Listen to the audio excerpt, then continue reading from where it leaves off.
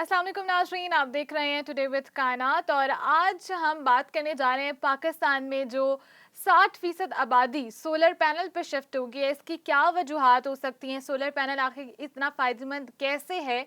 आज से हम शुरू करें अपनी सोलर पैनल सीरीज़, और आज की एपिसोड नंबर 1 में हम बात करने जा रहे हैं कि सोलर पैनल से बिजली किस तरह बनती है। एक्चुअली हम बात करेंगे कि सोलर पैनल है क्या और ये बिजली कैसे बनाता है, धूप को स्टोर करके कैसे बिजली बनाई जाती है। पाकिस्तान जैसे गर्म ममालिक में सोलर पैनल बिजली का बेहतरीन जरिया साबित हो रहे हैं। अगर बात की जाए कि ये सोलर पैनल जो है काम किस तरह करता है, तो उस हवाले से बात करेंगे कि इनसे बनने वाली बिजली क्यों माहौल दोस्त है और सस्ती है। सोलर पैनल छोटे छोटे सोलर सेल्स पर मुश्तमिल होते हैं और जो सिलिकॉन से बनाए जाते हैं। सिलिकॉन एक सेमी कंडक्टर यानी कि नीम मौसल है जिसकी ज़मीन पर बहतात है, और सोलर सेल्स में सिलिकॉन की कलमों को दो कंडक्टर्स यानी मौसल प्लेटों के दरमियान रखा जाता है। सिलिकॉन का हर एटम अपने 4 हमसाया एटमों से मजबूत बॉन्ड्स के साथ जुड़ा होता है। ये बॉन्ड्स इलेक्ट्रॉन्स को एक तय से जो एक तय होती है, जो इलेक्ट्रॉन्स की एक जगह होती है, उससे जकड़े रखते हैं, जिसकी वजह से यानी नेगेटिव मनफी किस्म की तय में एन सिलिकॉन में बिजली का करंट नहीं बन पाता है।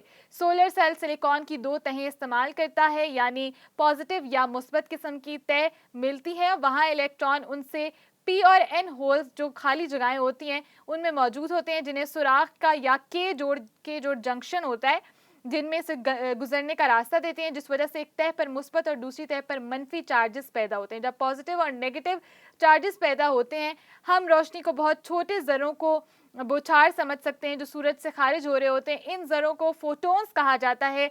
जब मुनासिब तवानाई का एक फोटोन इस सिलिकॉन से टकराता है, जब वो टकराएगा तो एक इलेक्ट्रॉन को अपने बॉन्ड से निकाल बाहर करता है और वहां से एक सुराख यानी होल रह जाता है। ये इलेक्ट्रॉन जो मनफी चार्ज रखता है, जो रह जाता है वो मनफी चार्ज रख रहा होता है, और वो सुराख जो मुस्बत चार्ज रखता है, दोनों आज़ादी से सिलिकॉन में घूम फिर सकते हैं। लेकिन पी एन जंक्शन पर मौजूद चार्ज की वजह से ये सिर्फ एक ही सेम्त में सफ़र कर पाते हैं और एन की जानिब खींचा चला जाता है, और होल अपने मुस्बत चार्ज की वजह से मनफी पी, इलेक्ट्रॉन अपने मनफी चार्ज की वजह से मुस्बत की जानिब जाता है। ये आज़ाद इलेक्ट्रॉन सेल के ऊपर मौजूद धात की बनी हुई पतली पतली उंगलियों में से गुजरते हैं। पतली पतली तारों की बात हो रही है, या पतली पतली जिनके सोलर पैनल में रॉड्स होते हैं, और बैरूनी सर्किट की तरफ बिजली की करंट की सूरत में बहने लगते हैं। इस करंट से हर वो काम किया जा सकता है जो आम बिजली से हम करते हैं, जैसे कि पंखा चलाना, लाइट चलाना, मसलन बल्ब रोशन करना। इलेक्ट्रॉन इसके सर्किट से गुजरकर सोलर सेल पर एल्यूमिनियम की बनी मौसल सतह पर वापस आ जाते हैं, और सोलर सेल सिर्फ आधा वोल्ट का पोटेंशियल तख्लीक करता है। तहम बहुत से सोलर सेल्स को एल लड़ी होती है, जो सोलर पैनल में एक एल लड़ी होती है, एल शेप में एक स्टैंड बनाया जाता है, लगाकर हम इस वोल्टेज को बढ़ा सकते हैं। 12 सोलर सेल मिलकर एक मॉड्यूल बनाते हैं जो एक सेल फोन को चार्ज करने के लिए काफ़ी होते हैं। एक घर की तवानाई की ज़रूरत पूरी करने के लिए ऐसे बहुत से मॉड्यूल्स को इकट्ठा नस्ब किया जाता है। सोलर सेल में सिर्फ एक चीज़ हरकत करती है, और वो है इलेक्ट्रॉन्स, जो अपना काम करने के बाद इस सेल में लौट जाते हैं जहां से ये खारिज होते थे।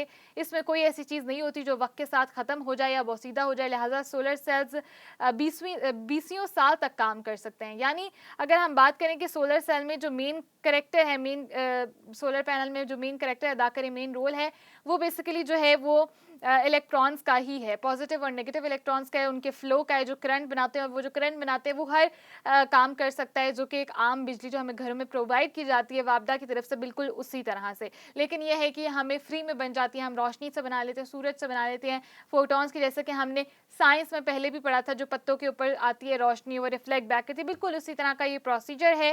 नाज़रीन, अब इस सोलर पैनल से लोड शेडिंग से कैसे निजात मिल सकती है हमें, इस हवाले से हम बात करेंगे अपनी आने वाली अगली एपिसोड में। तब तक के लिए देखते रहिए डेली मुमताज़ डिजिटल।